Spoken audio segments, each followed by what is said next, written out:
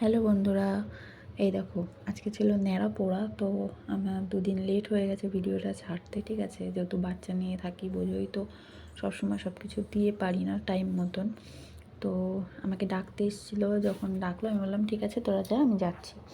তো আমাকে ডেকে চলে গেছে, আমি তারপর গেলাম আস্তে আস্তে টুকুর টুকুর করতে করতে। আর এই যে বুড়ো বুড়ি ওই যে যাবে ওইখানে ঘরের ভিতর। তো বুড়ো বুড়িটা বেশ সুন্দর হয়েছিল, যে বানিয়েছিল আমাদের পাশের বাড়িতেই বেশ সুন্দর বানিয়েছিল। তো লেকপাড়ে আস্তে আস্তে লোক মানে ভরছে, আর যখন পুড়িয়েছে তখন তো আরও লোক ছিল। তো প্রত্যেক বছরেই এটা হয়, অনেক লোকই এখানে হয়।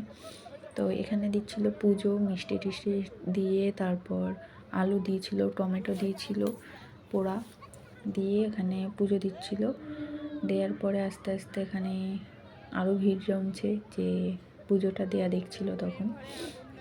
তবে সেখানে মজাই হয় প্রত্যেক বছর। আগের বছরও বেশ মজা হয়েছিল, এবছরও তাই। প্রত্যেক বছরই অনেক লোক হয় এই জায়গাটা। তো এই দেখো এবার সবাই চিল্লাবে, আজ আমাদের নেড়া পোড়া, কাল আমাদের দোল, পূর্ণিমাতে চাঁদ উঠেছে বলো হরি বল। তাই তো বলে হয়তো, হয়তো বলে।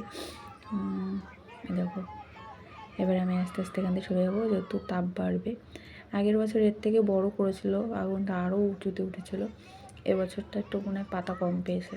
তাও তো কদিন ধরে আমাদের বাড়ির সামনে দিয়ে যে কত পাতা নিয়ে গেছে, এখানে অনেক পাতাই আছে। যাই হোক, এবার একটু ছোটোর মধ্যে করেছে, কিন্তু আগের বছর অনেকটা বড় ছিল। এখানে সব বাচ্চা কাচ্চা সবাই মিলে পোড়াচ্ছিল। আর এই যে চুটকে চাটকাগুলো দৌড়াচ্ছে, এখানে যে কতদিন ধরে এরা পাতা জোগাড় করেছে, রোজ মানে এবেলা ওবেলা করে রোজ পাতা কুড়িয়ে গেছে। তো দুদিন হয়ে গেল প্রায় হোলি শেষ।